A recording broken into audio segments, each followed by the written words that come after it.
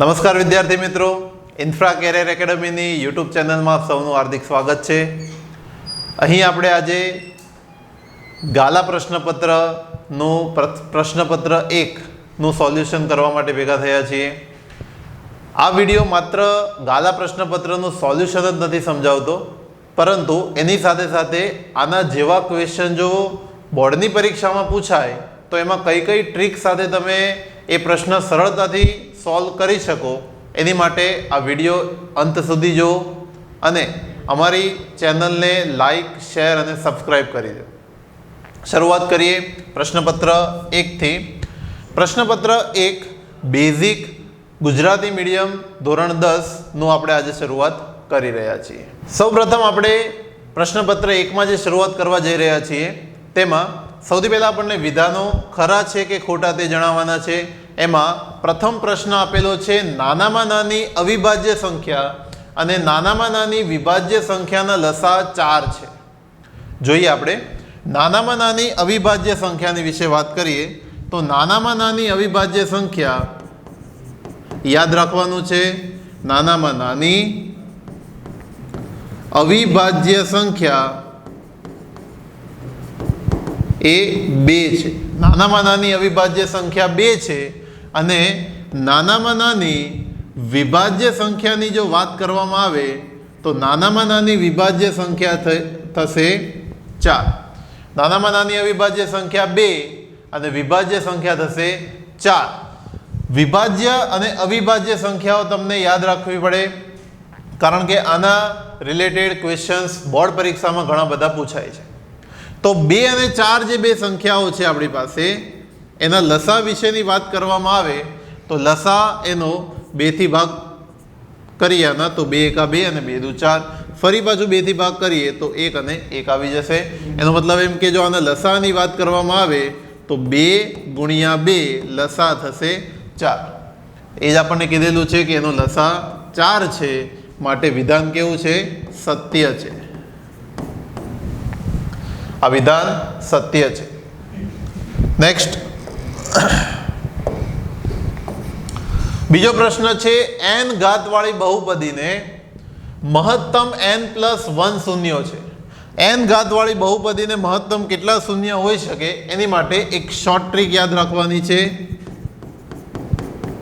Short trick હું તમને દરેક ક્વેશ્ચનમાં જેમાં લાગુ પડતી હશે એ શોર્ટ ટ્રીક સમજાવીશ, જેથી કરીને આના જેવા કોઈ બીજા ક્વેશ્ચન પૂછાય એમાં પણ તમે સારી રીતે જવાબ આપી શકો.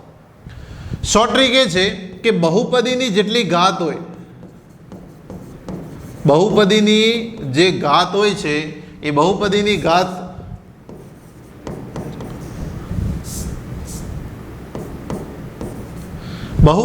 ઘાત પ્રમાણે એના શૂન્યોની સંખ્યા નક્કી થતી હોય છે. જેમ કે ઉદાહરણ ખાતર આપણે એક બહુપદી લઈએ, x² - 2x + 3 બહુપદી ધારો કે આપણે લઈએ છીએ, તો આમાં બહુપદીના ચલની મહત્તમ ઘાત લેવામાં આવે છે. ચલની મહત્તમ ઘાત કેટલી છે? 2. અહીંયા x ચલ છે જેની મહત્તમ ઘાત અહીં 2 લેવામાં આવે છે. તો ચલની ઘાત 2 છે એટલે મહત્તમ આના શૂન્યોની સંખ્યા, આ બહુપદી માટે શૂન્યોની સંખ્યા થશે 2. તો એ જ રીતે જો બહુપદીની ઘાત n હોય, n ઘાતવાળી બહુપદી છે તો એના શૂન્યોની સંખ્યા પણ n જ થવી જોઈએ ને, પણ આપણને અહીંયા કીધેલું છે કેટલી? n+1, જે ખોટું છે. માટે આ વિધાન કેવું છે? અસત્ય છે. આ વિધાન થશે અસત્ય. બરોબર, આ યાદ રાખવાનું છે. બહુપદીની ઘાત પર આધાર રાખે છે. આગળ વધીએ. નેક્સ્ટ ત્રીજા નંબરના પ્રશ્નમાં સમાંતર શ્રેણી આપણને એક આપવામાં આવેલી છે 5, 7, 9, 11, 13, મતલબ કે 5 થી શરૂ થતી એકી સંખ્યાઓ આપેલી છે. એમાં છઠ્ઠી અવિભાજ્ય સંખ્યા 17 છે. હવે આપણી પાસે એવું કોઈ સૂત્ર નથી કે જે આપણને છઠ્ઠી કે 10મી કે 15મી અવિભાજ્ય સંખ્યા આપે. એની માટે ટ્રીક આમાં એ જ વાપરવાની છે કે શ્રેણી આપણે જે લખેલી છે એને થોડી વધારે આપણે આગળ લખવાની છે. 5, 7, 9, 11, 13 સુધી આપણને આપેલું છે. આપણે આગળ વધીએ. 15, 17, 19, 21, 23, એમ કરતાં કરતાં આ શ્રેણી ધારો કે આગળ વધી રહી છે. હવે અવિભાજ્ય સંખ્યાઓની વાત કરવામાં આવે તો અવિભાજ્ય સંખ્યાઓમાં 5 એ પોતે અવિભાજ્ય સંખ્યા છે, 7 અવિભાજ્ય છે, 9 અવિભાજ્ય નથી, કારણ કે 9 એટલે કે 3 તરી 9, 3 થી એના ભાગ પડે છે, અવિભાજ્ય નથી. 11 અવિભાજ્ય, 13 અવિભાજ્ય, 15 ના પણ 5 તરી 15 ભાગ પડે છે એટલે 15 વિભાજ્ય છે, 17 અવિભાજ્ય, 19 અવિભાજ્ય, 21 7 તરી 21, 23 અવિભાજ્ય. અવિભાજ્ય આપણે જ્યાં સુધી શ્રેણી દર્શાવી છે ત્યાં સુધી લખી, પણ આપણને પૂછેલું છે છઠ્ઠી અવિભાજ્ય સંખ્યા. તો પહેલી, બીજી, ત્રીજી, ચોથી, પાંચમી અને છઠ્ઠી અવિભાજ્ય સંખ્યા તો 19 થશે.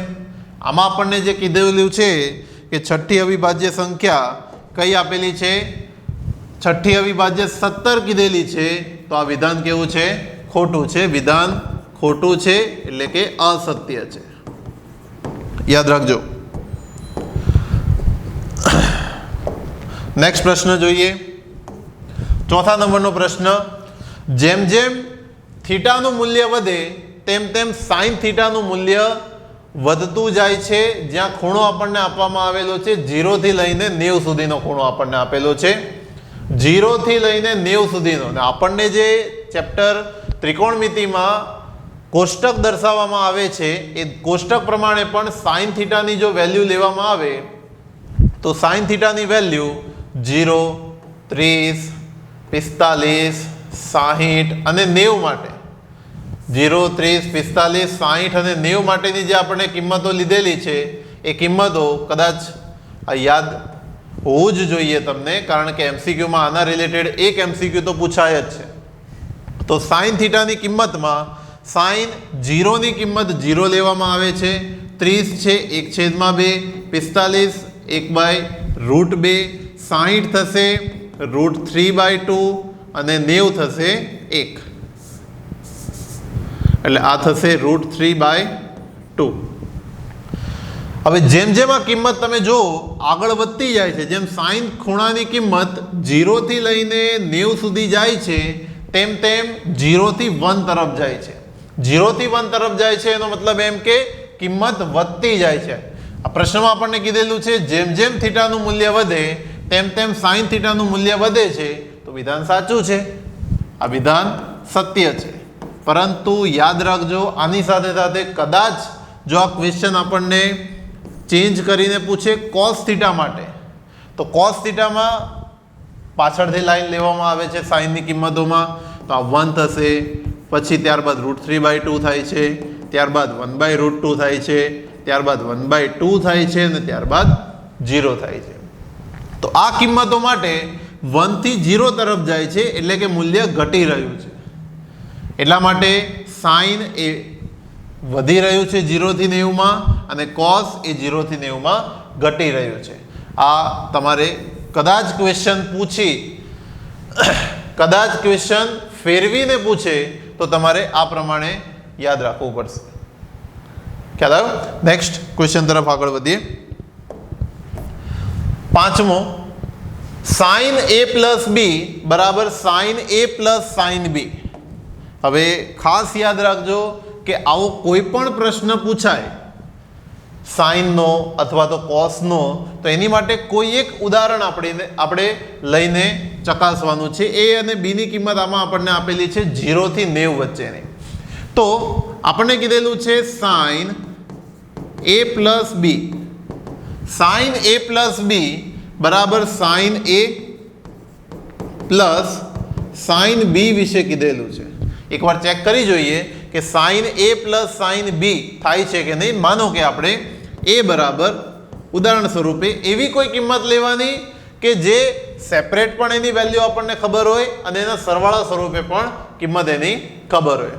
જેમ કે 30, a બરાબર માનો કે 30 લીધી અને b બરાબર ધારો કે આપણે 60 લઈએ છીએ. 30 અને 60 બે કિંમત લીધી.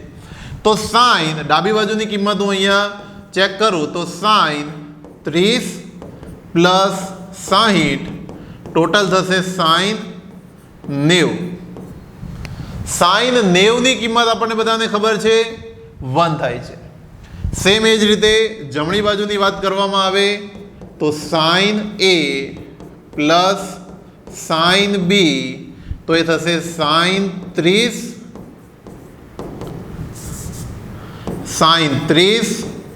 પ્લસ સાઇન 60 થશે. સાઇન 30 ની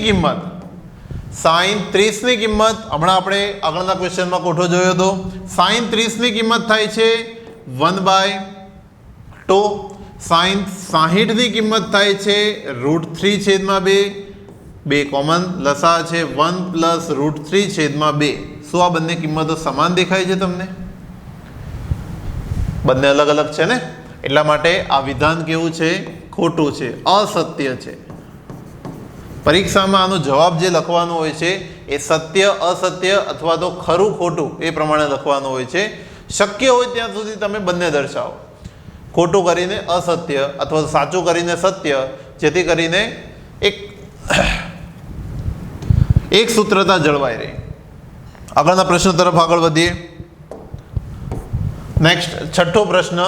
કોઈ માહિતી માટે બહુલક આપણને આપેલો છે 35, મધ્યક આપેલો છે 35 અને એનો મધ્યસ્થ પણ 35 આપેલો છે. તો ત્રણેય કિંમત આપણને 35 આપેલી છે. યાદ રાખજો, મધ્યક ચોપડીના દાખલાઓમાં આવે જ છે કે મધ્યકને આપણે શેના વડે દર્શાવીએ છીએ? x બાર વડે. મધ્યસ્થને m વડે દર્શાવવામાં આવે છે અને બહુલકને z વડે દર્શાવવામાં આવે છે. બહુલકને આપણે z વડે દર્શાવીએ છીએ. અને આની માટે ત્રણેય વચ્ચેનો સંબંધ દર્શાવતું સૂત્ર, મધ્યક, મધ્યસ્થ અને બહુલક વચ્ચેનો સંબંધ દર્શાવતું સૂત્ર છે z બરાબર 3m - 2x બાર. z બરાબર 3m - 2x બાર. આ જે સૂત્ર છે એ સૂત્ર ઉપરથી આપણે ચકાસવાનું છે કે આપણને આપેલું વિધાન સત્ય છે કે નહીં. તો z તો આપણને આપેલા જ છે આ વિધાનમાં. z એટલે કે બહુલક આપણને આપેલા છે 35. જમણી બાજુ તરફની વાત કરવામાં આવે તો 3m - 2x બાર એટલે કે 3m ની કિંમત આપણને આપેલી છે, મધ્યક આપેલો છે 35, સોરી મધ્યસ્થ, m એટલે કે મધ્યસ્થ આપણને થશે 35. 2x બાર ની કિંમત એટલે કે મધ્યક પણ 35 આપેલો છે, તો 35 ગુણ્યા 3 તમે કરો તો એ થશે 105 માઇનસ થશે 70, બાદબાકી થશે 35. બંને કિંમતો સમાન છે, એટલા માટે આપેલું જે વિધાન છે કે મધ્યસ્થ 35 છે, તો એમની વચ્ચેના સંબંધ ઉપરથી આપણે ચકાસી શકાય કે આ વિધાન કેવું છે? સત્ય છે. આ વિધાન સત્ય છે એમ આપણે કહી શકાય. પરંતુ આ સૂત્ર ખાસ યાદ રાખવાનું છે, કારણ કે જરૂરી નથી કે આ પ્રશ્ન માત્ર ખરા ખોટા સ્વરૂપે જ પૂછાય. ખાલી જગ્યા સ્વરૂપે પૂછાય, કોઈ બે કિંમત આપણને આપેલી હોય, આ બે કિંમત ઉપરથી ત્રીજી કિંમત શોધવાની હોય તો આ સૂત્રની મદદથી આપણે શોધી શકીશું. આગળના પ્રશ્ન તરફ વધીએ. નેક્સ્ટ, વિધાન સાચું બને તે રીતના પસંદ કરવાનું છે ઓપ્શન, એટલે કે MCQ આપેલો છે આપણને. 7મો પ્રશ્ન છે, x, y, z એ ભિન્ન અવિભાજ્ય પૂર્ણાંક આપેલા છે. હવે ભિન્ન અવિભાજ્ય પૂર્ણાંક એટલે શું? શબ્દોને તમે છૂટા પાડો તો આવશે ભિન્ન. ભિન્ન એટલે કે જુદા જુદા. અવિભાજ્ય પૂર્ણાંક એટલે કે જે સંખ્યાને ભાગી ના શકાતી હોય, જેમને પોતાના વડે અથવા તો વન વડે એમને ભાગી શકાતી હોય, અવિભાજ્ય સંખ્યાઓ તરીકે ઓળખવામાં આવે છે. તો XYZ અહીંયા શું આપેલું છે? XYZ એ ભિન્ન અવિભાજ્ય સંખ્યા આપેલી છે, ત્રણે ત્રણ જુદી જુદી છે અને અવિભાજ્ય છે. જુદી જુદી અને અવિભાજ્ય સંખ્યા હોય, જુદી જુદી અને અવિભાજ્ય સંખ્યા હોય તો એની માટે લસાની ટ્રીક યાદ રાખજો કે ટ્રીક એ છે, જુદી જુદી અને અવિભાજ્ય સંખ્યાઓ માટે લસા ત્રણેયનો ગુણાકાર જ થશે, XYZ. જેમ કે કોઈ ગણતરીમાં પણ આપણને પૂછે કે 1/2 પ્લસ 1/3 પ્લસ 1/5, આ ભિન્ન અવિભાજ્ય સંખ્યાઓ છે ત્રણે ત્રણ. તો આનો લસા જ્યારે આપણે લઈશું એ ત્રણેયના ગુણાકાર જેટલો જ હશે અને એ થશે 5 તરી 15 ગુણ્યા 2 30. બરોબર. પછીની ઉપરની ગણતરી જે રીતના તમે કરો છો એ રીતના જ કરવાની છે, પણ માત્ર અહીંયા વાત આપણે લસાની કરવાની છે. એનો લસા એ ત્રણેયના ગુણાકાર જેટલો થશે, એટલા માટે આનો ઓપ્શન બનશે ડી. ડી ઓપ્શન સાચો છે, એક્સ વાય ઝેડ. ખ્યાલ આવ્યો? નેક્સ્ટ 8મા નંબરનો પ્રશ્ન આપેલો છે પી ઓફ એક્સ. એક બહુપદી આપણને આપેલી છે. પી ઓફ એક્સ બરાબર એક્સ સ્ક્વેર પ્લસ 4x વત્તા 3 નો આલેખ. આલેખ હંમેશા જ્યારે પૂછાય ત્યારે બહુપદી, આની માટે એક ટ્રીક હું સમજાવું છું, યાદ રાખજો. આલેખ આપણને જ્યારે પૂછાતો હોય છે, આલેખવાળા દાખલા ખરેખર ચોપડીમાં નથી આપેલા, પરંતુ આના ઉપરથી આપણને પ્રશ્નો પૂછાય છે, ઓબ્જેક્ટિવ પ્રશ્નો પૂછાય છે. તો એની ટ્રીક શું છે? તો બહુપદી જો એક્સ સ્ક્વેર વાળી હોય, એક્સ સ્ક્વેર વાય બરાબર એક્સ સ્ક્વેર વાળી હોય તો એ પરવલય બનાવશે. આ શું બનાવશે? પરવલય બનાવશે. જો વાય બરાબર એક્સ વાળી હોય તો એ રેખા બનાવશે. ટ્રીક આની એવી છે કે એક ચલની ઘાત 2 હોય, બીજા ચલની ઘાત 1 હોય. કઈ ના આપેલું એટલા માટે આપણે 1 ધારીએ છીએ. તો એક ચલની ઘાત 2 હોય, એક ચલની ઘાત 1 હોય, એ હંમેશા પરવલય જ બનાવે.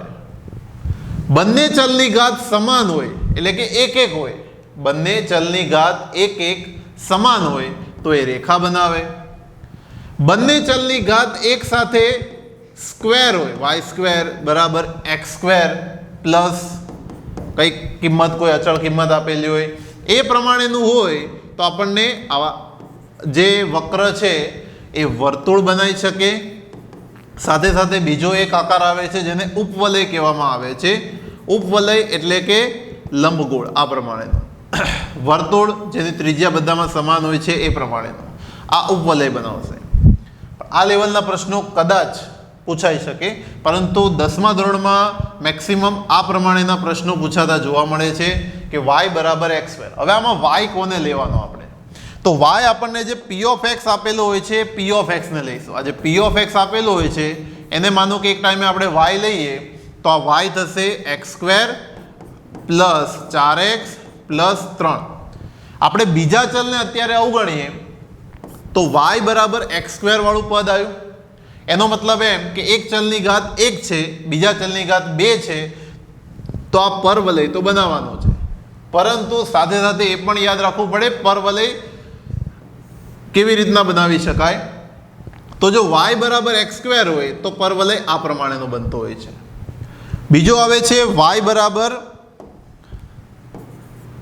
બરાબર માઇનસ એક્સ સ્ક્વેર. જો એક્સ સ્ક્વેરની એક્સ સ્ક્વેર વાળું પદ જે આપણને આપેલું છે એ એક્સ સ્ક્વેર વાળું પદ ઋણ હોય. આ એક્સ સ્ક્વેર વાળું પદ કેવું હોય? ઋણ હોય, તો સહગુણક ઋણ હોય. તો આ જે પરવલય અહીંયા બની રહ્યો છે એ નીચેની દિશામાં બનશે. તો આની ટ્રીક એ છે કે જો વાય બરાબર એક્સ સ્ક્વેરનો સહગુણક જો ધન હોય તો આ ધન હોય, વાય બરાબર એક્સ સ્ક્વેરનો સહગુણક ધન હોય તો એ પરવલય ઉપરની તરફ ખુલતો પરવલય બનશે. આ પરવલયને ઉપરની તરફ ખુલતો પરવલય કહેવામાં આવે છે.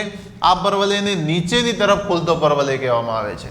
આપણને જે અહીંયા બહુપદી આપેલી છે પી ઓફ એક્સ બરાબર એક્સ સ્ક્વેર, પાછળના પદ અત્યારે આપણે અવગણીએ છીએ તો વાય બરાબર એક્સ સ્ક્વેર વાળું જે પદ આપેલું છે ધન છે, એટલા માટે આની માટે જે ખરો ઓપ્શનનો જવાબ છે સી છે, ઉપરની તરફ ખુલતો પરવલયાકાર મળશે આપણને. ખ્યાલ આવ્યો? એટલે આ એક ટ્રીક જે કોઈ પણ એમસીક્યુ કે ખાલી જગ્યામાં આપણને ઉપયોગી છે. કદાચ પ્રશ્ન આની માટે ફેરવીને આપણને આવું પૂછે કે વાય બરાબર માઇનસ 5x સ્ક્વેર પ્લસ 3 માટે 5x સ્ક્વેર પ્લસ 3 માટેનો આલેખ કેવો મળશે? તો એ આવશે નીચેની તરફ ખુલતો પરવલયાકાર મળશે. ખ્યાલ આવ્યો? તો આ પ્રમાણે આ એમસીક્યુ તમારે યાદ રાખવાનું છે. નેક્સ્ટ આગળ વધીએ આગળના પ્રશ્ન તરફ. ત્રીજા ચેપ્ટરમાંથી મોસ્ટ ઇમ્પોર્ટન્ટ પૂછાતો આ પ્રશ્ન છે કે ત્રીજા ચેપ્ટરમાંથી અનંત ઉકેલ કે પછી અનન્ય ઉકેલ કેવી રીતના મળી શકે એના માટેનો આ પ્રશ્ન છે. આપણને સમીકરણ આપેલા છે a1x + b1y + c1 અને a2x + b2y + c2 બરાબર 0. આ બે પ્રકારના જે સમીકરણ આપેલા છે એમાં ખાલી જગ્યા સંબંધ હોય એટલે આપણે એક એમના વચ્ચેનો સંબંધ પ્રસ્થાપિત કરવાનો છે, જેને અનુલક્ષીને આપણને શરત આપેલી છે કે આ કોઈ પણ ધન સંખ્યા હોઈ શકે અને ai, bi અને ci એ વાસ્તવિક સંખ્યા છે. વાસ્તવિક સંખ્યા એટલે કે કોઈ પણ કિંમત ધન કે પૂર્ણાંક કિંમત આમાં હોઈ શકે છે. ઋણ પણ કિંમત હોઈ શકે, ધન પણ હોઈ શકે, પરંતુ પૂર્ણાંક કિંમત છે એવું આપણને આમાં દર્શાવવામાં આવેલું છે. સાથે સાથે વાસ્તવિક સંખ્યા છે એટલે કે કાલ્પનિક સંખ્યા નથી. હવે આની માટે બંને સમીકરણો જો અહીંયા દર્શાવવામાં આવે તો a1x + b1y + c1 બરાબર 0 અને a2x + b2y + c2 બરાબર 0. આ બે સમીકરણો આપણને આપેલા છે. આ બે સમીકરણોમાં તમારે માત્ર સહગુણકોને ધ્યાનમાં રાખવાના છે. યાદ રાખજો, હંમેશા સહગુણકોને ધ્યાનમાં રાખીશું. સૌથી પહેલા ગુણોત્તર લેવાનો છે a1/a2, b1/b2 અને c1/c2 નો. a1 a2, b1 b2 અને c1 c2 નો આપણે ગુણોત્તર લઈશું. આ ત્રણેય ગુણોત્તર જો સમાન આવતા હોય, ત્રણેય ગુણોત્તર સમાન આવતા હશે તો આમનો જે ઉકેલ મળશે એ અનંત ઉકેલ મળે. આનો ઉકેલ મળશે અનંત ઉકેલ. એનું કારણ છે એક ઉદાહરણ દ્વારા સમજીએ. ધારો કે આપણી પાસે બે સમીકરણ છે 3x + 2y બરાબર 5. બીજું સમીકરણ લઈએ 6x + 4y બરાબર 10. તો તમે ધારો કે ક્વેશ્ચન આપણને આ પ્રમાણે આપેલો છે કે આ બે સમીકરણનો ઉકેલ કેવો મળશે. આ પ્રશ્ન ઉપરથી આવા પ્રશ્નો પણ પૂછાય છે બોર્ડ પરીક્ષામાં કે આ સમીકરણોના ઉકેલ કેવા મળશે. તો હંમેશા આપણે એ જોવાનું કે આમાં બીજું કે પહેલું જે પણ સમીકરણ આપેલું છે એમાંથી કંઈ કોમન નીકળી શકે એમ છે. જેમ કે આ બીજા સમીકરણમાંથી 2 કોમન નીકાળીએ તો એ થશે 3x + 4y બરાબર આ 10 છે એને આ 2 વડે ત્યાં ભાગી દઈએ તો 3x + 4y બરાબર 5 થશે. આ સમીકરણ એ આપણું બીજું સમીકરણ હતું, એનું જ આપણે સાદુરૂપ આપીને પદ આ બનાવેલું છે. આ બંને સમીકરણો સમાન જ છે. આ બંને સમીકરણો કેવા છે? સમાન છે. હવે સમીકરણો જો સમાન હોય તો એમનો ઉકેલ એક સમીકરણ ઉપરથી આમનો ઉકેલ અનંત ઉકેલ જ મળી શકે. કારણ કે આપણી પાસે x અને y ની કિંમતો માટે બે ચલ છે તો બે સમીકરણ પણ હોવા જોઈએ. અહીંયા બે સમીકરણ આપેલા છે પણ બંને એક જ સ્વરૂપના છે ને, એટલા માટે આનો કોઈ વિશિષ્ટ ઉકેલ ના મળે, અનંત ઉકેલ મળશે. ત્યારબાદ ધારો કે આપણને એવું કીધેલું છે, એક બીજા ઉદાહરણ દ્વારા સમજીએ.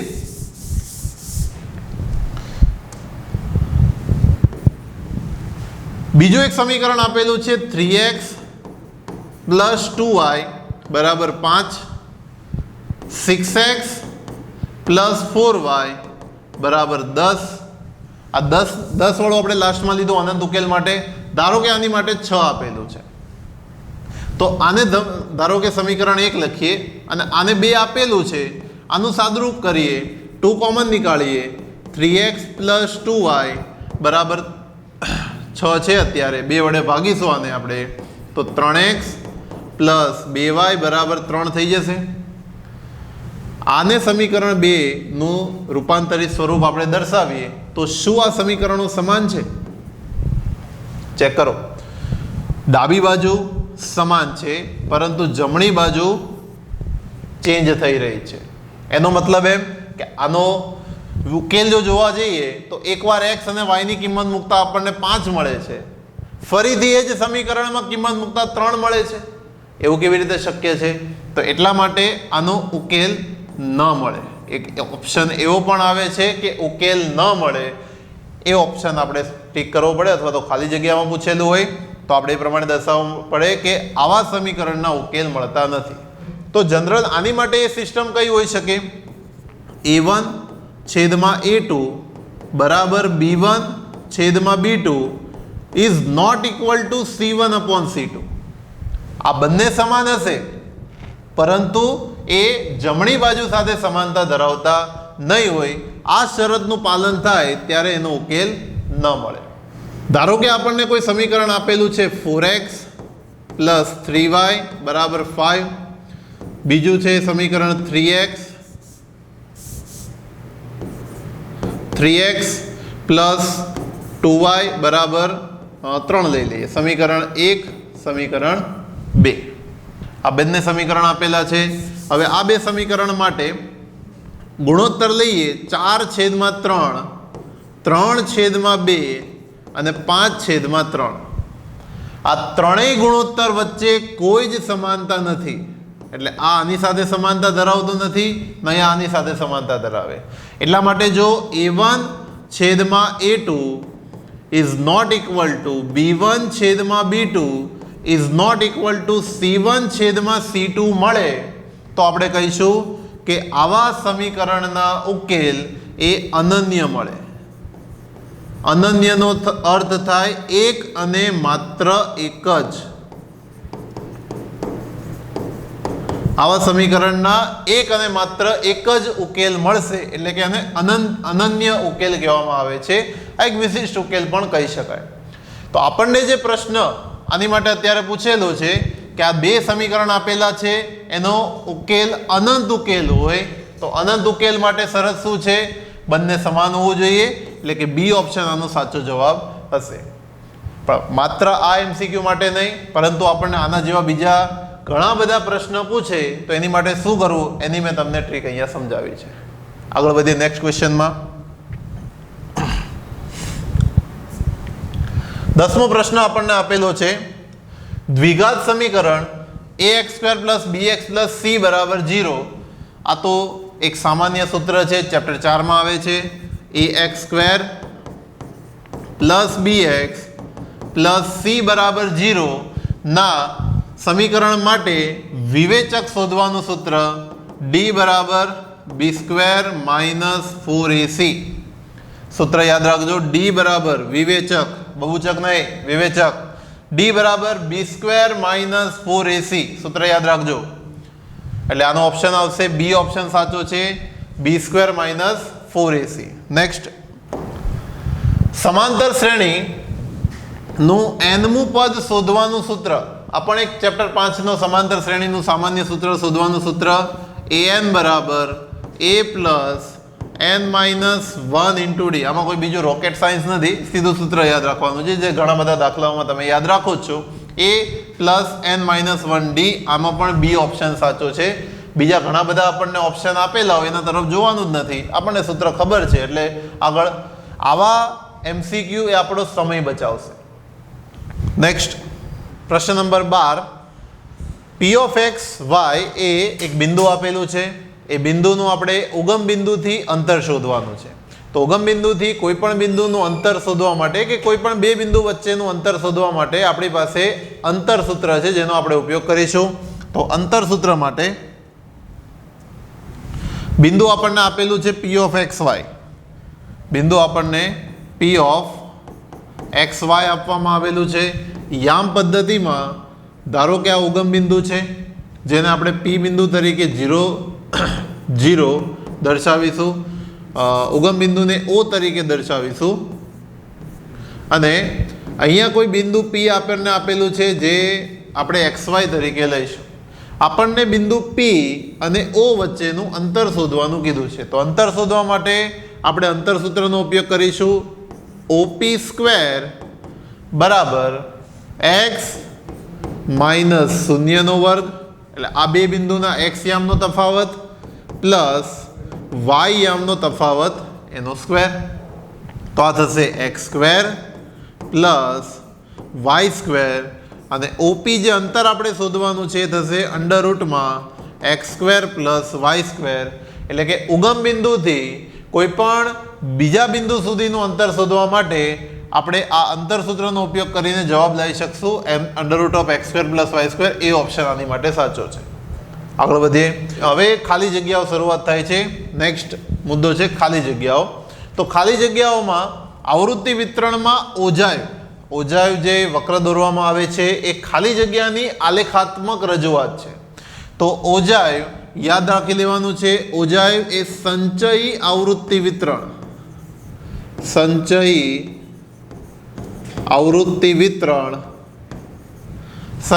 આવૃત્તિ વિતરણ એટલે કે ક્યુમ્યુલેટિવ ફ્રીક્વન્સી CF વડે આપણે જેને દર્શાવીએ છીએ એનું આવૃત્તિ વિતરણ છે. આ યાદ રાખી લેવાનું છે. આમાં કોઈ વિશિષ્ટ રીતે પૂછી નહીં શકાય, સીધો જ પ્રશ્ન પૂછાય છે કે ઓજાયું એ ખાલી જગ્યાની આલેખાત્મક રજૂઆત છે તો સંચય આવૃત્તિ વિતરણ આવશે આનો જવાબ. નેક્સ્ટ બીજી ખાલી જગ્યા છે સમતોલ પાસાને એકવાર ઉછાળતા. સમતોલ પાસાને આપણે જ્યારે એકવાર ઉછાળીએ ત્યારે તેની ઉપરની સપાટી પર 7 આવે, અંક 7 આવે તેની સંભાવના શું છે? આપણને દરેકને ખ્યાલ છે કે સમતોલ પાસો જે હોય છે એ સમતોલ પાસાની 6 સપાટીઓ હોય છે. આ સમતોલ પાસાની 6 સપાટી હોય છે. 6 સપાટી ઉપર 6 અંકો અંકિત કરેલા હોય છે, 1 થી 6. તો 7 આવવાની તો શક્યતા જ નથી. એટલે કે આ એ એક અશક્ય ઘટના છે અને અશક્ય ઘટનાની સંભાવના 0 લેવામાં આવે છે.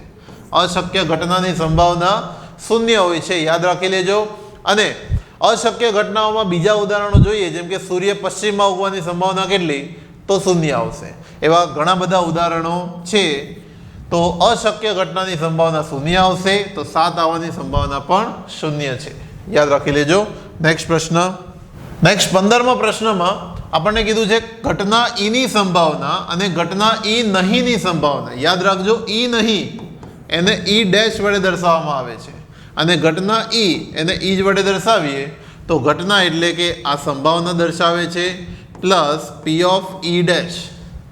તો ઘટના ઈની સંભાવના અને ઘટના ઈ નહીંની સંભાવનાનો સરવાળો 1 થાય છે, યાદ રાખવાનું છે. તો સંભાવનામાં આપણે એક મુદ્દો એ યાદ રાખવાનો છે કે કુલ ઘટનાની સંભાવના, કુલ સંભાવના 1 લેવામાં આવે છે. બધી ઘટનાઓનો સરવાળો એટલે કે કુલ સંભાવના 1 લેવામાં આવે છે. આ યાદ રાખીશું, કારણ કે બીજા પ્રશ્નોમાં પણ આ પ્રશ્ન થોડો ઘણો ફેરફાર કરીને પૂછી શકે છે. આગળના પ્રશ્ન તરફ આગળ વધીએ. નેક્સ્ટ 16 નંબરનો પ્રશ્ન છે લીપ વર્ષમાં 53 સોમવાર આવે તેની સંભાવના શું છે? લીપ વર્ષમાં 53 સોમવાર આવવાની સંભાવના શું છે? આની માટે આપણે અલગ અલગ ટ્રીક કરીશું, પણ સૌથી પહેલાં આ પ્રશ્ન કેવી રીતે સોલ્વ કરવો? તો સૌથી પહેલાં તો સામાન્ય વર્ષ હોય તો એમાં 365 દિવસ હોય છે. સામાન્ય વર્ષમાં 365 દિવસ હોય છે. લીપ વર્ષની વાત કરવામાં આવે તો લીપ વર્ષમાં 1 દિવસ, ફેબ્રુઆરીમાં 1 દિવસ વધી જાય છે, એટલે કે કુલ દિવસો થઈ જશે 366. તો 366 દિવસ હોય છે લીપ વર્ષમાં. આપણે એક અઠવાડિયામાં 7 દિવસ હોય છે, 7 વડે 366ને જો ભાગવામાં આવે તો 7 પંચા 35, શેષ વધશે 1, 6 નીચે ઉતારીશું, 7 દુ 14, 2 શેષ વધશે. એનો મતલબ એમ કે 52 અઠવાડિયા પૂરેપૂરા આવે. કોઈ પણ સામાન્ય વર્ષ હોય તો 52 અઠવાડિયા પૂરેપૂરા આવે અને આમાં 1 દિવસ એક્સ્ટ્રા વધે, 1 દિવસ એક્સ્ટ્રા વધશે. ત્યારબાદ લીપ વર્ષમાં 2 દિવસ એક્સ્ટ્રા વધશે. એનું તો કારણ છે કે તમારો બર્થડે ધારો કે આ વખતે ગુરુવારે આવે છે તો આવતા વર્ષે શુક્રવારે આવશે, જો તમારું વચ્ચે કોઈ લીપ વર્ષ આવતું નહીં હોય તો. અને જો કદાચ કોઈ લીપ વર્ષ આવતું હશે તો 2 દિવસ આગળ જતું રહેશે, એટલે ગુરુવારવાળો બર્થડે તમારો શનિવારે આવશે. એનું કારણ આ છે, કારણ કે 1 દિવસ એક્સ્ટ્રા હોય છે. દરેક અઠવાડિયા પૂરા થાય વર્ષમાં ત્યારે 1 દિવસ એક્સ્ટ્રા વધે છે. તો આ જે એક્સ્ટ્રા વધે છે, આ એક્સ્ટ્રા જે વધે છે એમાં જ 53મો સોમવાર આવી શકે. આ એક્સ્ટ્રા વધે છે એમાં 53મો સોમવાર આવી શકે ને, કારણ કે 52 સોમવાર તો આવવાના જ છે, સામાન્ય વર્ષ હોય કે લીપ વર્ષ હોય, ગમે તે હોય, એમાં 52 તો સોમવાર દરેક અઠવાડિયાના એક સોમવાર લેખે આવવાના જ છે. પણ 53મો સોમવાર આવવા માટે લીપ વર્ષ માટે 2 જગ્યા છે. તો આપણે જે સંભાવના કરીએ છીએ કે P બરાબર R/n, તો આમાં શક્ય પરિણામો કયા કયા હોઈ શકે? 2 જગ્યા ઉપર સોમવાર આવી શકે. તેની સામે અઠવાડિયામાં કુલ દિવસો 7 હોય છે, એટલે કે આ ઘટનાની સંભાવના આ કિસ્સા માટે 2/7 હશે. તો આનો જવાબ આવશે 2/7, લીપ વર્ષમાં આવવાની સંભાવના. લીપ વર્ષ સિવાય આવવાની સંભાવના યાદ રાખી લેજો, 1/7 આવશે. સામાન્ય વર્ષ આપણને આપેલું હોય, લીપ વર્ષ સિવાયનું વર્ષ આપેલું હોય, એમાં 53 કોઈ પણ વાર, સોમવાર સિવાય પ્રશ્ન કોઈ બીજો વાર પણ બદલીને પૂછી શકે છે. તો બીજો કોઈ પણ વાર આવવાની સંભાવના પણ સેમ આ જ રીતના દર્શાવવી પડશે. આની સાથે સાથે બીજી ટ્રીક આ પણ યાદ રાખવાની છે, આ પ્રશ્ન સાથે સંલગ્ન છે એટલા માટે. બીજી ટ્રીકો આ રીતના પણ પૂછાય છે કે જાન્યુઆરી મહિનામાં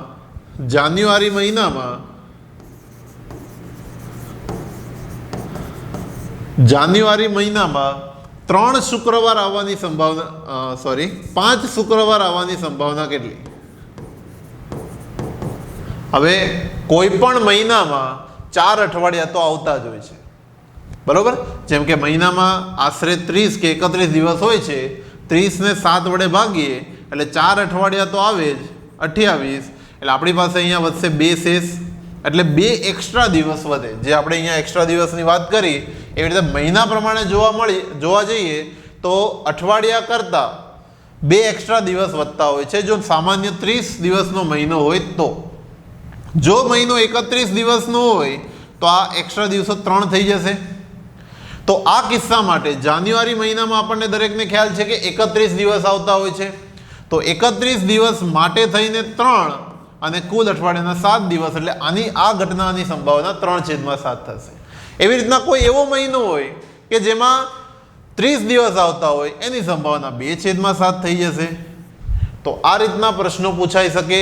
તમારે આની સાથે સાથે સંલગ્ન જે પણ પ્રશ્ન હતા એની આપણે અહીંયા ચર્ચા કરી છે, બરોબર? આગળના પ્રશ્ન તરફ વધીએ. નેક્સ્ટ 17 નંબરનો પ્રશ્ન આપેલો છે. બહુપદી એક આપણને આપેલી છે P of x, બહુપદી આપણને આપેલી છે P of x બરાબર x² માઇનસ 4x પ્લસ 3 ના શૂન્યો આલ્ફા અને બીટા હોય. આના 2 શૂન્યો છે, કારણ કે આપણે આગળના પ્રશ્નમાં ચર્ચા કરી કે દ્વિઘાત બહુપદી છે તો 2 જ શૂન્યો આવે, એક આલ્ફા અને બીટા. તો alpha square plus beta square શું થશે? સૌથી પહેલા આલ્ફા સ્ક્વેર પ્લસ બીટા સ્ક્વેરને આપણે રજૂ કરીએ તો એને આપણે આ રીતના રજૂ કરી શકાશે. Alpha square plus beta square શોધવા માટે હું અહીંયા સૂત્ર મૂકું છું આલ્ફા પ્લસ બીટાના હોલ સ્ક્વેરનું.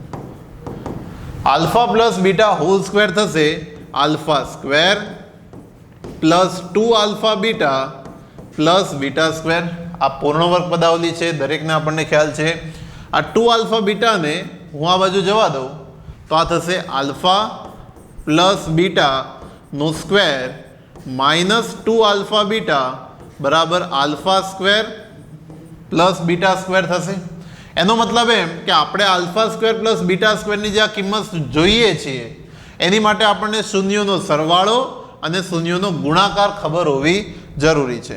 તો એની માટે થઈને શૂન્યોનો સરવાળો અને ગુણાકાર શોધવા માટે કોઈ પણ દ્વિઘાત બહુપદી માટે આપણે a, b અને c વ્યાખ્યાયિત કરવા પડે. દ્વિઘાત બહુપદીના સામાન્ય સૂત્ર સાથે જો એની સરખામણી કરવામાં આવે તો ax² + bx + c સાથે સરખામણી કરતા x² નો સહગુણક a એ 1 થશે, x નો સહગુણક એટલે કે b થશે જે -4 થશે અને c એટલે કે 3 થશે. તો a, b અને c આપેલા છે. શૂન્યોના સરવાળાનું સૂત્ર છે આપણી પાસે આલ્ફા પ્લસ બીટા એ થશે -b/a. તો b ની કિંમત આપણને આપેલી છે, આ માઇનસ જે સૂત્રમાં છે તે a લખ્યા, આ માઇનસ b ની કિંમત સ્વરૂપે લખીશું અને a છે આપણી પાસે 1. તો માઇનસ માઇનસ પ્લસ 4 × 4 થઈ જશે અને શૂન્યોનો ગુણાકાર આલ્ફા ગુણ્યા બીટા થશે c/a. તો સી ની કિંમત થશે 3, એ થશે 1, તો આ થશે 3.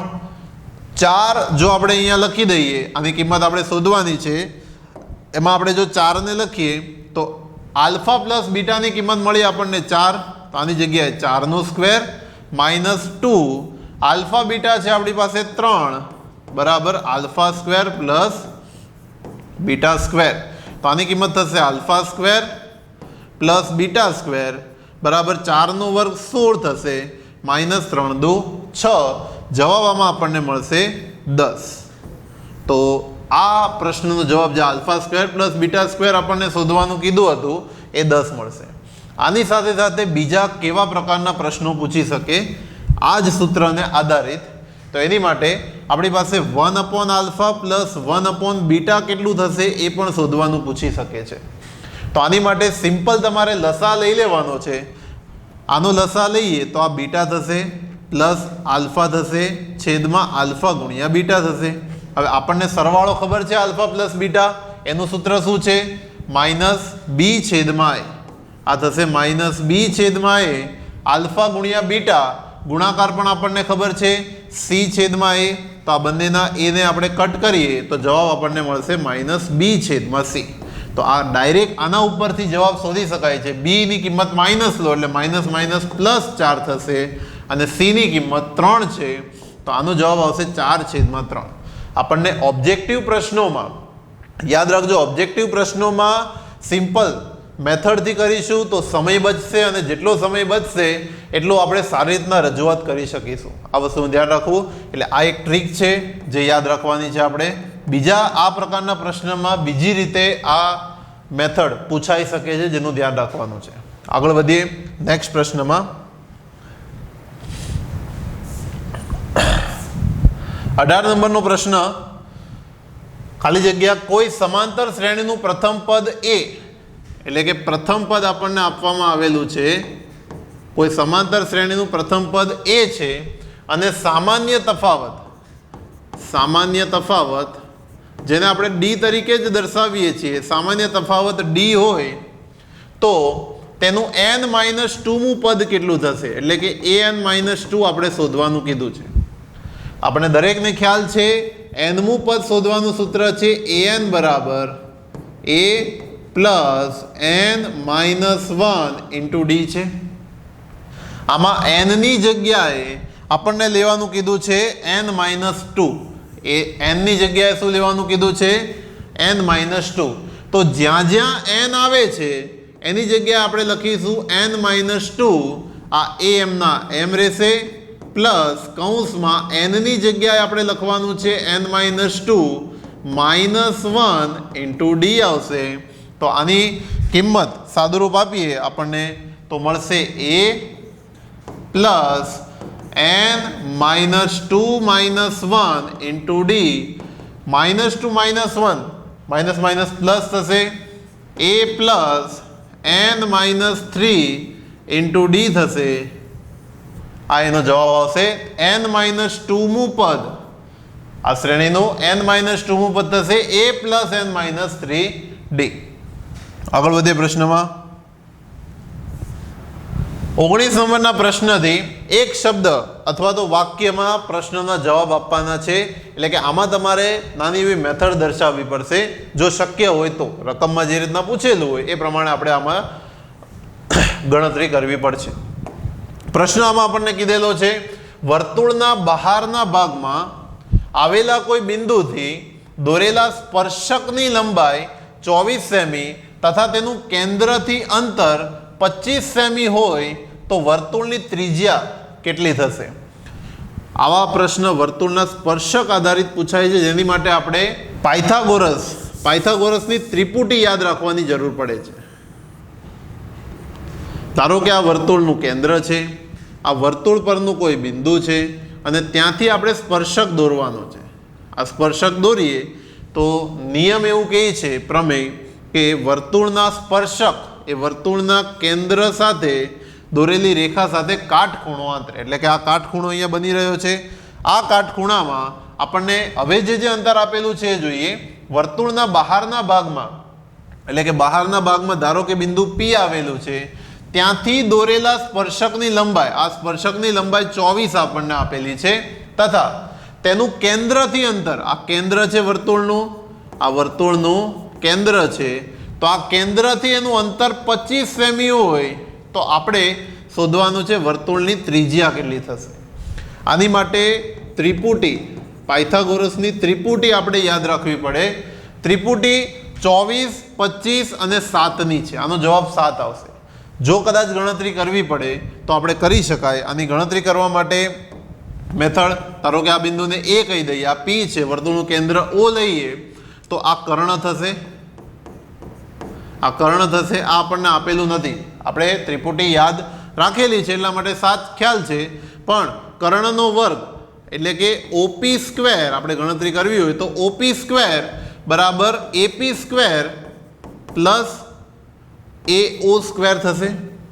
એપીની કિંમત આપણને અહીંયા આપેલી છે, એપી બરાબર 24 છે, તો 24નો વર્ગ પ્લસ એઓનો વર્ગ.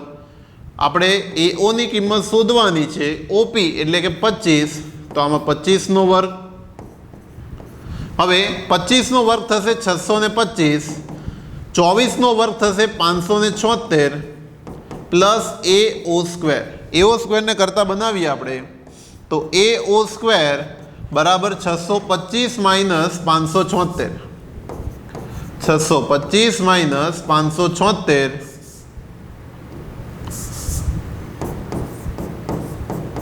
તો આ 576 માટે બાદબાકી કરીએ, જવાબ આપણને આવશે 49. તો 49 એ 7નો વર્ગ હશે એટલા માટે એઓ બરાબર 7 થશે. તો વર્તુળની ત્રિજ્યા અહીંયા લખી શકાય કે વર્તુળની ત્રિજ્યા 7 સેમી થશે. આ તો થઈ આ દાખલાની વાત. આના સિવાય અમુક ત્રિપુટીઓ આપણે યાદ રાખવી પડશે, જેમ કે 3, 4, 5ની ત્રિપુટી હોય છે, બીજી હોય છે 6, 8, 10ની ત્રિપુટી હોય છે, ત્રીજી 12, 5, 5, 13ની ત્રિપુટી હોય છે, ત્યારબાદ 15, 8, 17ની ત્રિપુટી છે. જનરલી આ બધી ત્રિપુટીઓ એવી છે કે જે પ્રશ્નમાં પૂછાતી હોય છે. બીજી અત્યારે આપણે જોઈએ 24, 7 અને 25ની ત્રિપુટી હોય છે. આ પાછળના જેટલા પણ આંકડા છે આમાં મોટી કિંમત જે છે એ મોટી કિંમત એ કર્ણ દર્શાવે છે અને આ કર્ણ સિવાયની 2 બાજુઓ દર્શાવે છે. આ 3માંથી કોઈ પણ 2 કિંમત આપણને ખબર હોય તો ત્રીજી કિંમત આપણને સરળતાથી મળી જાય છે. એટલા માટે આ ત્રિપુટીઓ યાદ રાખી લેવી. અમુક સમય એવું થશે કે તમારી પાસે બોર્ડના પેપરમાં જવાબ શોધવા માટે, ગણતરી કરવા માટેનો સમય નહીં હોય. એ સંજોગોમાં તમે સરળતાથી તમે કિંમતની ગણતરી કરી શકો. એટલા માટે આ શોર્ટ ટ્રીકો યાદ રાખવી, બરોબર. જેમ કે આ જ પ્રશ્નમાં આપણને 24 અને 25 આપ્યું હતું તો 7 આપણે સીધો જવાબ કરી દીધો. એવા કોઈ પ્રશ્નમાં 10 આપેલું હોય ને 8 આપેલું હોય તો આપણને તેનો જવાબ 6 આવે છે એ ખબર પડી શકે. એટલા માટે નેક્સ્ટ પ્રશ્ન તરફ આગળ વધીએ. 20 નંબરનો પ્રશ્ન કહેવા માંગે છે, 2 નળાકારની ત્રિજ્યાઓનો ગુણોત્તર આપેલો છે. યાદ રાખજો, હંમેશા ગુણોત્તર હોય અને કોઈ આકાર માટે 2 કિંમત આપેલી હોય ત્યારે આપણે R1 અને R2 લઈશું. એક ત્રિજ્યા R1 લઈએ, બીજી ત્રિજ્યા R2 લઈએ તો એ ગુણોત્તર આપણને આપેલો છે 2/3.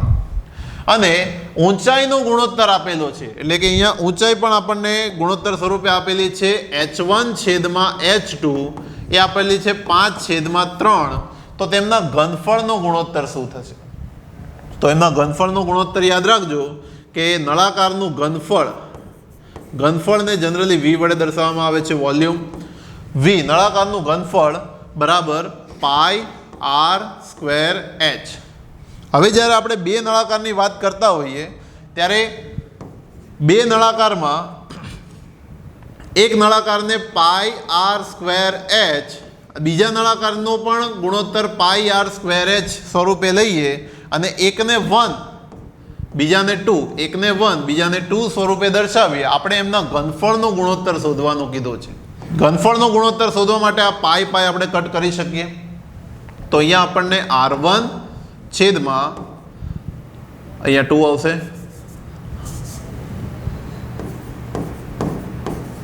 R1 છેદમાં R2 નો સ્ક્વેર થઈ જશે, ગુણાકારમાં H1 છેદમાં H2 લેવું પડશે.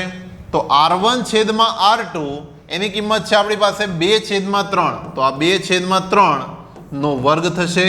અને H1 છેદમાં H2 એ 5/3 નો વર્ગ નહીં પણ સિમ્પલ કિંમત રહેશે. તો આ 2 નો વર્ગ એટલે 2 ગુણ્યા 2 ગુણ્યા 5 છેદમાં થશે 3 ગુણ્યા 3 ગુણ્યા 3. ટોટલ કરીએ તો 5 ચોક 20 થશે, છેદમાં આવશે 3 નો ઘન એટલે 27 થશે. તો એના ઘનફળનો ગુણોત્તર થઈ જશે 20/27. સૂત્ર યાદ રાખવા પડશે આમાં દરેકના ઘનફળના અથવા તો એના સપાટીના ક્ષેત્રફળના. આગળનો પ્રશ્ન 21 નંબરના પ્રશ્નમાં કીધું છે વર્તુળની ત્રિજ્યામાં 10% વધારો કરવામાં આવે તો તેના ક્ષેત્રફળમાં કેટલા ટકાનો વધારો થશે. ખાસ આ પ્રશ્ન, આવા પ્રશ્ન આપણને પરીક્ષામાં પૂછાય છે, જેની માટે હું એક ટ્રીક સમજાવીશ તમને, પણ આના સોલ્યુશન પછી. સૌથી પહેલાં આની વાત કરીએ તો ધારો કે વર્તુળની ત્રિજ્યા અત્યારે R આપણને જે આપેલી છે એ જ લેવામાં આવે. R ધારો કે આપણને R સ્વરૂપે લઈ લે, વર્તુળની ત્રિજ્યા કેપિટલ R સ્વરૂપે લઈ લઈએ છીએ. તો આ સંજોગોમાં વર્તુળનું ક્ષેત્રફળ શું આવશે? આ સંજોગોમાં વર્તુળનું ક્ષેત્રફળ થશે પાઈ R સ્ક્વેર થશે. વર્તુળનું ક્ષેત્રફળ પાઈ R સ્ક્વેર. સમીકરણ 1 અત્યારે હાલ પૂરતું આને આપી દઈએ. ત્યારબાદ નેક્સ્ટ, ધારો કે વર્તુળની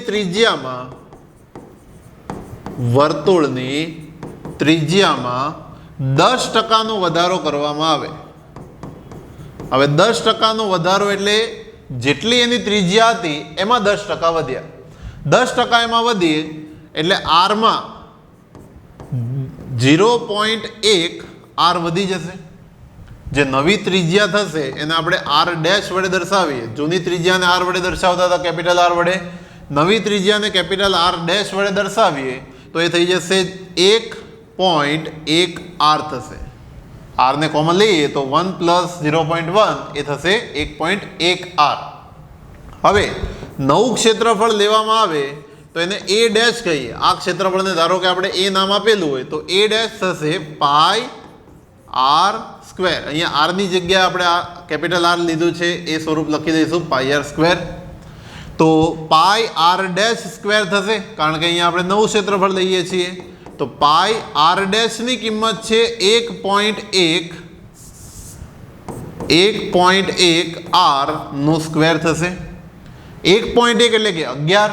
11 નો વર્ગ આપણને ખ્યાલ છે 121. તો આ 121 પણ 1 પોઈન્ટ છે, વર્ગ પછી 2 પોઈન્ટ આવશે, 1.21 પાઈ R સ્ક્વેર થશે. અહીંયા આપણે 1.21 પાઈ R સ્ક્વેર જે થશે એની માટે મૂળ ક્ષેત્રફળ એનું કેટલું હતું અને આપણે આ રીતના દર્શાવી શકાય પાઈ R સ્ક્વેર પ્લસ 0.21 પાઈ R સ્ક્વેર. એના માટે થઈને જે એના ક્ષેત્રફળમાં વધારો થયો એ 0.21 એટલે કે આને આપણે માની શકાય કે 21%નો વધારો થયો. 0.21 એટલે કે 21%નો વધારો થયો. તો આનો જવાબ આવશે કે 21%નો વધારો થાય. આ આપણો આ દાખલા માટેનો જવાબ છે. કદાચ હંમેશા એવું યાદ રાખવું આપણે કે જે પણ વધારો થાય છે, ટ્રીક આની એવી છે કે જે પણ વધારો થાય છે એટલો એનામાં વધારો ઉમેરીને આપણે એનો વર્ગ થતો હોય જે પણ કિંમત, ક્ષેત્રફળ આપેલું હોય, કોઈ આકાર એવો હશે જેમાં ઘનફળ આપેલું હશે, કે એ ક્ષેત્રફળ કે ઘનફળમાં જેટલો વધારો થતો હોય એ વધારો આપણે આમાં ધ્યાનમાં લેવો પડશે. જેમ કે આમાં 10%નો વધારો થતો હતો તો આપણે એમાં 1.1 લીધું હતું. આજે 1.1 લીધું હતું એનો સ્ક્વેર થયો એટલે કે 1.21 થયું એટલે 21%નો વધારો થયો. ધારો કે કોઈ જગ્યાએ ઘન કર્યો હોત, ધારો કે કોઈ ત્રિજ્યામાં 10%ની જગ્યાએ 20%નો વધારો થાય, એવો પણ પ્રશ્ન પૂછાય છે કે 20%નો વધારો થાય 20%નો વધારો થાય તો આ થઈ જશે 1.2 R સ્ક્વેર. 20%નો વધારો થાય એટલે અહીંયા 1.1ની જગ્યાએ આ જે R સ્ક્વેર હતું એ 1.1ની જગ્યાએ 20% એટલે કે R ના 20%, આરના 20% એ કેટલા લેવા પડે? આરના 20% એટલે કે એ આવશે 0.2. 0.2 આરમાં વધી જાય એટલે કે આ 1.2 થઈ જશે અને 12 નો વર્ગ 144 થાય.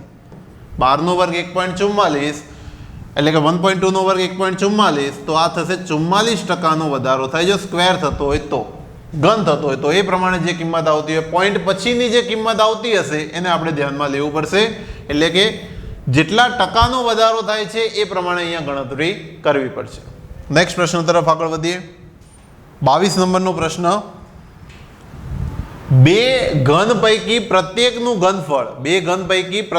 ઘનફળ આપણને 64 સેન્ટીમીટર ઘન આપણને આપેલું છે. બે ઘન પૈકી પ્રત્યેકનું ઘનફળ 64 હોય તો બે ઘનને જોડવાથી બનતા લંબઘનની લંબાઈ કેટલી થાય? આપણને માત્ર અહીંયા લંબાઈ પૂછી છે, પરંતુ આ દાખલાને બીજી રીતે પણ પૂછ્યો હોય કે આનું ઘનફળ કેટલું થાય એ પણ આપણે આ દાખલામાં શોધીશું. કેવી રીતના કરીશું કે એક માનો કે એક ઘનફળ આપેલું છે, આ પ્રમાણે આ જે ઘનફળ આપેલું છે, આ એક ઘન આપેલો છે, એનું ઘનફળ કેટલું લઈ શકાય એની માટે તો લંબઘનનું ઘનફળ આ બાજુ એની x, આ બાજુ પણ x ને આ બાજુ x, તો સમઘનની ત્રણેય બાજુની લંબાઈ સમાન હોય. ત્રણેય બાજુની લંબાઈ જો સમાન હોય તો સમઘનનું ઘનફળ એ x ઘન થશે, જે આપણને 64 આપેલું છે. તો x બરાબર 4 થશે, 4 નો ઘન 64 થાય. ટૂંકમાં દરેકની બાજુની લંબાઈ કેટલી હશે? 4. આની લંબાઈ 4, આ 4 હશે અને આ પણ 4 હશે. હવે આવા બે ઘન છે એ બંનેને જોડી દેવાના છે, એ બંનેને સપાટીઓથી જોડી દેવાના છે. આ એક ઘન દોર્યો, એ જ રીતે આ બીજો ઘન જો દોરવામાં આવે આ પ્રમાણે, આ બે ઘનને જોડીએ તો એકની લંબાઈ આપણને 8 આપેલી છે, બીજાની લંબાઈ એકની લંબાઈ આપણને મળી 4, બીજાની લંબાઈ આપણને મળી 4, તો આ ટોટલ લંબાઈ 8 થશે. આપણને લંબાઈ પૂછી હતી તો આ લંબાઈ ટોટલ કેટલી થશે? 8 થશે. આ લંબાઈ આપણને ટોટલ લંબાઈ 8 મળશે.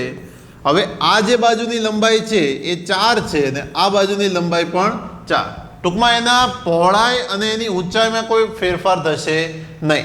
જે ફેરફાર થશે એની લંબાઈમાં થશે. લંબાઈ એની 8 થઈ ગઈ. આ દાખલાનો જવાબ થશે 8.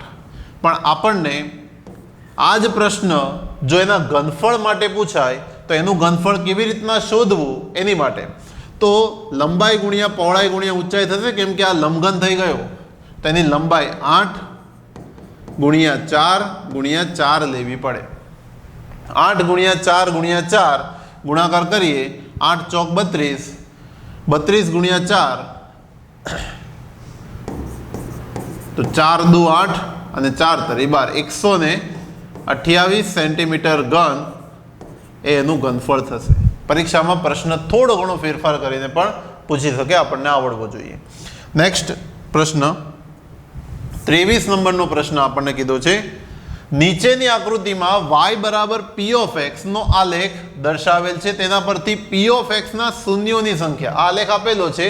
સ્વાધ્યાય 2.1 માં આવા દાખલા આવેલા છે કે આલેખનો જે આ અક્ષ છે એ x અક્ષને જેટલી વાર છેદતું હોય, આ x અક્ષને તો એક જ વાર છેદી રહ્યું છે, x અક્ષને જેટલી વાર છેદશે એટલા એના ઉકેલ મળશે. તો આ x અક્ષને એક વાર છેદી રહ્યું છે એટલે આના એક ઉકેલ થશે. તો આના ઉકેલની સંખ્યા કેટલી છે? 1 છે એવું આપણે કહી શકાય. અને આના ઉપરથી ફરીથી પ્રશ્ન એવો પણ પૂછાઈ શકે કે આ આલેખ એક કોનો હશે, કયા વક્રનો હશે? આપણે આગળ પરવલયવાળા દાખલામાં કર્યું હતું કે જેટલા ઉકેલ મળે એના ઉપરથી નક્કી થાય. જેમ કે પરવલયમાં x ની 2 ઘાત હતી તો 2 ઉકેલ મળશે, આમાં x ની 1 જ ઘાત હશે એટલે કે 1 ઉકેલ મળશે. 1 ઉકેલ મળતો હોય તો એને આપણે સુરેખા કહેવામાં આવે છે, અથવા તો સુરેખ બહુપદી પણ કહી શકાય. સુરેખ બહુપદી દર્શાવે છે. આગળનો પ્રશ્ન લાસ્ટ 24 નંબરનો પ્રશ્ન, 20 સેમી વ્યાસવાળા અર્ધવર્તુળમાં અંતર્ગત ત્રિકોણનું મહત્તમ ક્ષેત્રફળ શોધો. હવે યાદ રાખવાનું એ છે કે અર્ધવર્તુળમાં હંમેશા અંતર્ગત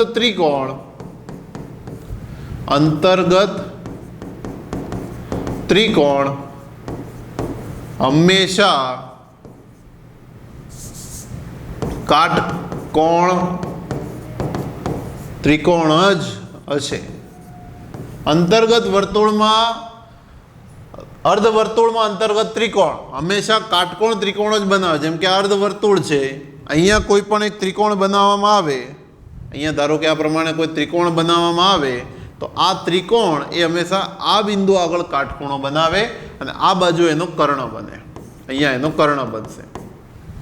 હવે આપણને કીધું છે કે 20 સેમી વ્યાસ છે, ટૂંકમાં આ વ્યાસ થશે, અર્ધવર્તુળનો આ વ્યાસ થાય, એ વ્યાસની લંબાઈ આપણને આપેલી છે 20 સેમી. આ 20 સેમી વ્યાસ છે એવું આપણને આપેલું છે, તો એનું મહત્તમ ક્ષેત્રફળ કેટલું થશે? હવે ત્રિકોણનું ક્ષેત્રફળ આપણને દરેકને ખ્યાલ છે, ત્રિકોણનું ક્ષેત્રફળ બરાબર 1/2 પાયો ગુણ્યા વેધ થશે. આ ત્રિકોણ માટે જો જોવા જઈએ તો પાયો એનો 20નો છે અને અહીંયાથી અહીંયા સુધીનું અંતર એ એનો વેધ કેવા છે, તો આ અંતર પણ કંઈક ત્રિજ્યા જેટલું જ થાય છે ને.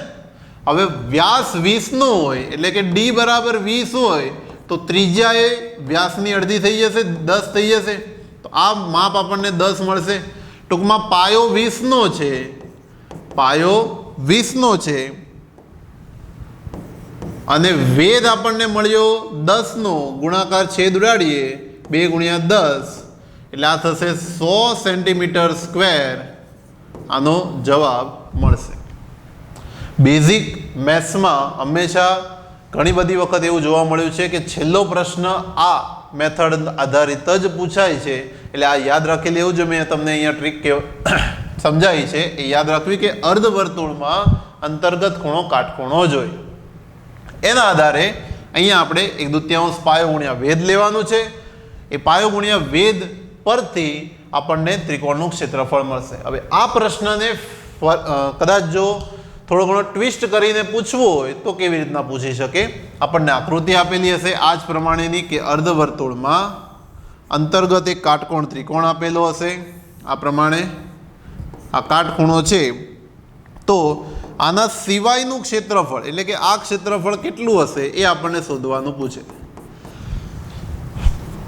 હવે આપણને વર્તુળની ત્રિજ્યા ખબર છે, તો વર્તુળના ક્ષેત્રફળ πr² માંથી ત્રિકોણનું ક્ષેત્રફળ 1/2 પાયો ગુણ્યા વેધ બાદ કરી દઈએ તો આપણને બાકી રહેલા જે આ રેખાંકિત ભાગ છે એનું ક્ષેત્રફળ મળી શકશે. તો આ રેખાંકિત ભાગનું ક્ષેત્રફળ આ પ્રમાણે શોધવામાં આવે છે. આ એક અલગ પ્રકારનો પ્રશ્ન છે, અહીંયા વાત નથી કરેલી, પરંતુ પૂછાય તો આપણે આ રીતના શોધી શકાય છે. બરોબર. તો 24 પ્રશ્નોનું સોલ્યુશન અહીંયા આપણે કર્યું છે. જે આપણે ઓબ્જેક્ટિવ પ્રશ્નો આપણને આપેલા હતા એ 24 પ્રશ્નનું અહીંયા સોલ્યુશન કરેલું છે. નેક્સ્ટ આવા જ સોલ્યુશન આધારિત વિડીયો બીજા પેપરના પણ મૂકવામાં આવશે.